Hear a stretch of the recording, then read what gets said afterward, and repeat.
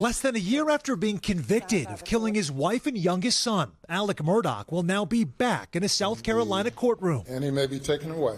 Trying to get his highly publicized 6-week case retried. Specific evidence about what was said, when it was said. The judge overseeing the hearing, a former state Supreme Court justice, laid out basic ground rules for exploring scathing accusations the clerk of court, Becky Hill, tampered with the jury, and debated with Murdaugh's attorneys about who should be testifying, with the defense hoping to bring in alternates. These people are witnesses to what the court said to the juror who deliberated. Our focus will be on the jurors that heard this case, and not on either that alternate. One juror writing in a sworn affidavit, Hill told them not to be fooled by the evidence presented by Mr. Murdaugh's attorneys, and also look at his actions and look at his movements, which I understood to mean that he was guilty.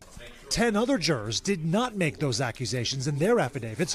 One didn't submit one at all, and Hill herself denied the claims, writing in her affidavit, "I did not tell the jury not to be fooled. I did not instruct the jury to watch him closely. I did not instruct the jury to look at his actions." But before the accusations, Hill was surprisingly vocal and public.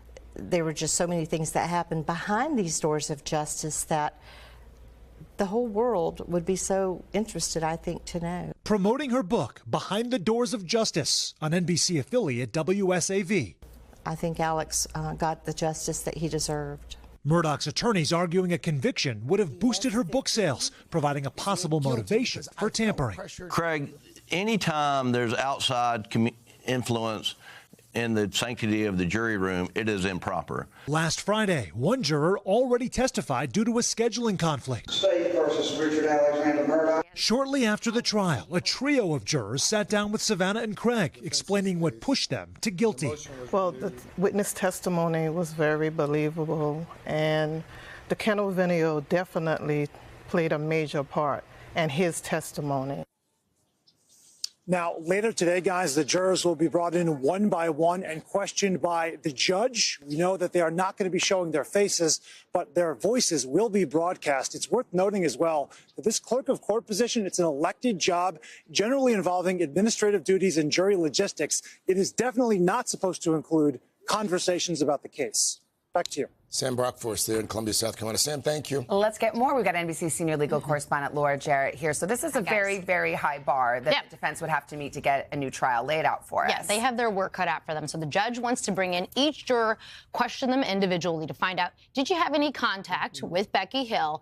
And did that contact actually influence your verdict in some way? Did that actually influence how you thought about the case? And it's on that second prong that I think they're going to have a lot of trouble. Let's talk about just Becky Hill for a second, because her name has come up before. She has other accusations against her. Will that play in this? Well, look, she says none of this happened, by the way. And it all hinges, at least in Murdaugh's telling, on one juror who did participate in deliberations who says she heard things, or she or he, we don't know yet, heard things.